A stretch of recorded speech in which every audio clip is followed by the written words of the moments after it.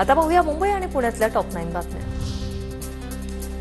मुंबईतील सिग्नलवर air traffic प्रणाली लागू। मुंबईतील सिग्नल्स ट्रॅफिकच्या कमी अधिक वाढीनुसार चालणार। रस्त्यावरील गर्दी पाहून सिग्नलचा वेळ ठरणार। प्रवासाचा वेळ 18% कमी होण्याची शक्यता।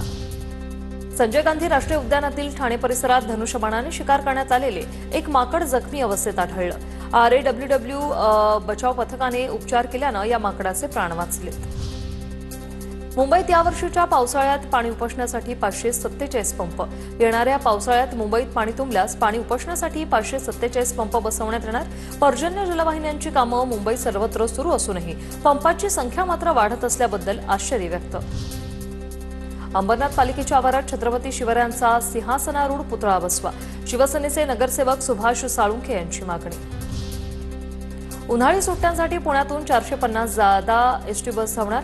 15 एप्रिलपासून कोल्हापूर, सातारा, सांगली, सोलापूर, नाशिक, मुंबई, छत्रपती संभाजीनगर, जळगाव, परभणी, धाराशिव आणि कोकणासाठी जास्तीच्या गाड्यांची व्यवस्था। पुणे नाशिक महामार्गावर 4 मिसिंग लिंक तयार करणार। चाकण तळेगाव शिक्रापूर मार्ग कोंडी मुक्त होणार।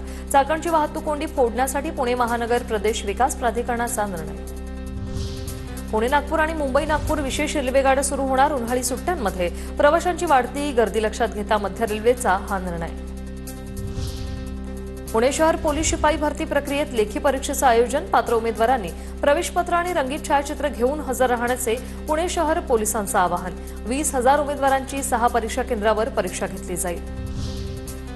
पुणेकरांना हिंजवडी शिवाजीनगर मेट्रोची प्रतीक्षा। मे 2024 पर्यंत 12 स्थानकांचा पहिला टप्पा पूर्ण करण्याचं लक्ष्य। मेट्रोमुळे शिवाजीनगर ते हिंजवडी अंतर अवघ्या काही मिनिटात पार करणं शक्य होणार।